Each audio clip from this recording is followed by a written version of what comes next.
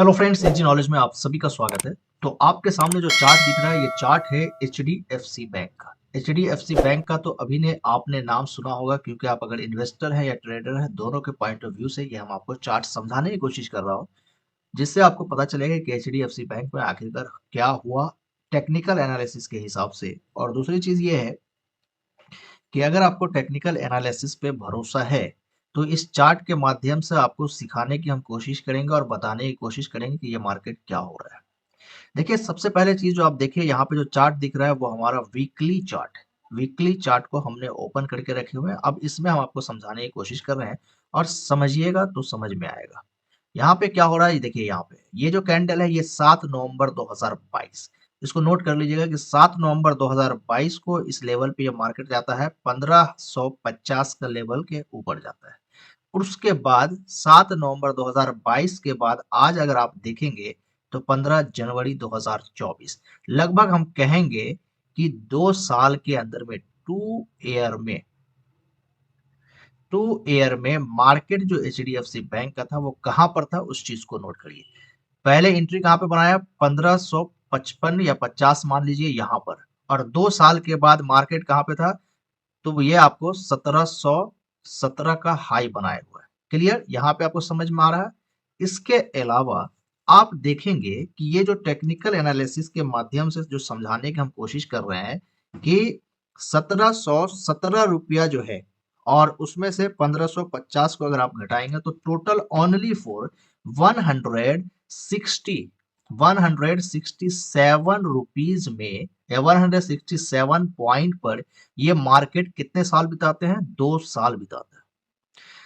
ये चीज आपको क्लियर समझ में आया होगा कि मार्केट जो था वो 1550 पे यहाँ पर एंट्री मारा है इस लेवल पे, और उसके बाद जो मार्केट अभी है वो 1717 रुपए का हाई बनाया है।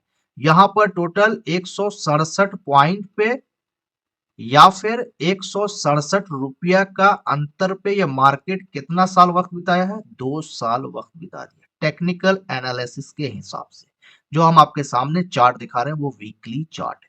मार्केट क्यों गिरा है, उस चीज को हम समझाने की कोशिश कर रहे हैं टेक्निकल एनालिसिस के हिसाब से, तो सब आपको क्लियरिटी के साथ समझ में आएगा। तो यहां तक आपका क्लियर है।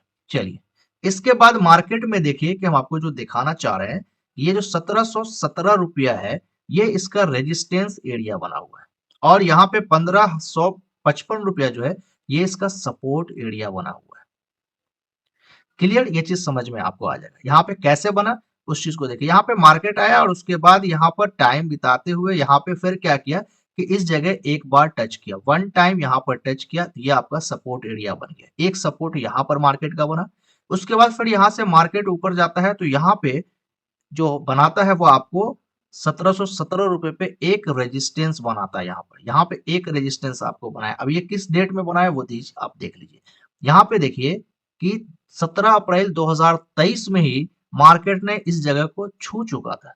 अभी बैंक निफ्टी या निफ्टी 50 अपने टॉप पर है, उसके बाद भी मार्केट यहाँ पर ही, इसके ऊपर मार्केट नहीं जा पाया। तो 2023 में और 2024 आ गया, उसके बाद भी मार्केट कहां पर है, तो पहला आपका रेजिस्टेंस यहां पर बन गया।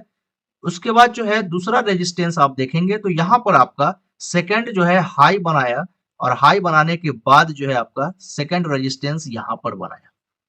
और यहाँ पे किस तारीख में बनाया, उस चीज को भी हम आपको दिखा देना चाह रहे हैं। यहाँ पे देखिए, यहाँ पर 3 जून 2023 में, एक महीना 2 महीने के बाद जो है मार्केट फिर जो है टेस्ट मारता है, और इसके ऊपर जाने की कोशिश कर रहा है, लेकिन नहीं गया है।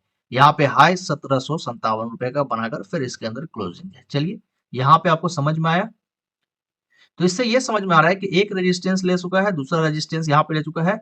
अब इसके बाद यहाँ से फिर मार्केट गिरता है, और गिरने के बाद फिर यहाँ पर ये सेकेंड स्ट्रॉन्ग सपोर्ट ले लिया है। फिर यहाँ पे चौथी, ये तीसरी बार में, यहाँ पे जो है ये तीसरी बार में सपोर्ट को ब्रेक करता है, लेकिन सस्टेन नहीं करता है। कुछ दिनों के बाद फिर यहाँ से रिवर्स हो जाता है, और उसका फिर ऊपर जाता है। फिर यहाँ से जाने के बाद ये तीसरी बार रेजिस्टेंस बनाया।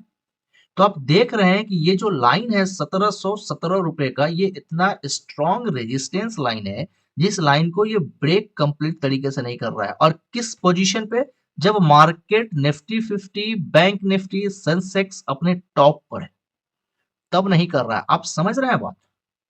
तो उसके बाद अब फिर यहाँ पे जब इसको ऊपर नहीं निकल पाया तो टेक्निकल एनालिसिस के हिसाब से ये ऊपर जो है से नीचे ही आएगा। सेलर यहाँ पे एक्टिव होंगे ही, क्योंकि यहाँ पे एक स्ट्रॉन्ग क्या हो गया, रेजिस्टेंस हो गया, और यहाँ पे सेलर का दिमाग है कि 3 बार टेस्ट करने के बाद भी मार्केट ऊपर नहीं जा रहा है, तो यहाँ पे सेलिंग पॉइंट होगा। ये चीज आपको टेक्निकल एनालिसिस के हिसाब से पता चलता है। और उसके बाद यहाँ पे देखिए कि ये चौथी बार मार्केट ने इस लेवल को, इस सपोर्ट लेवल को ब्रेक कर दिया है कंप्लीट तरीके से। अब यहाँ पे जो एक नया जो सपोर्ट बना है, ये इसको भी सपोर्ट मान रहा है मार्केट, और इसके सपोर्ट के हिसाब से मार्केट जो है यहाँ पर ब्रेक करने का, रुकने का टारगेट लेके चुका है। तो यहाँ पे आप समझ सकते हैं कि यहाँ पे जो सपोर्ट है ये इस सपोर्ट को टेस्ट करेगा। अगर इसके नीचे आता है तो मार्केट अगर आपको और दिखने को मिल सकता है, क्योंकि यहाँ पर जो है 1717 रुपए का जो रेजिस्टेंस का पावर है वो बहुत ही स्ट्रॉन्ग है।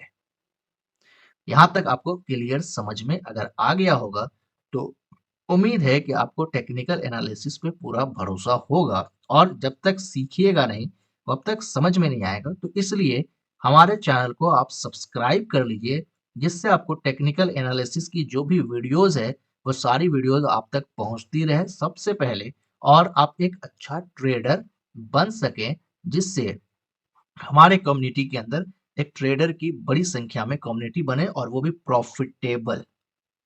तो मिलते हैं नेक्स्ट वीडियो में। Thanks for watching.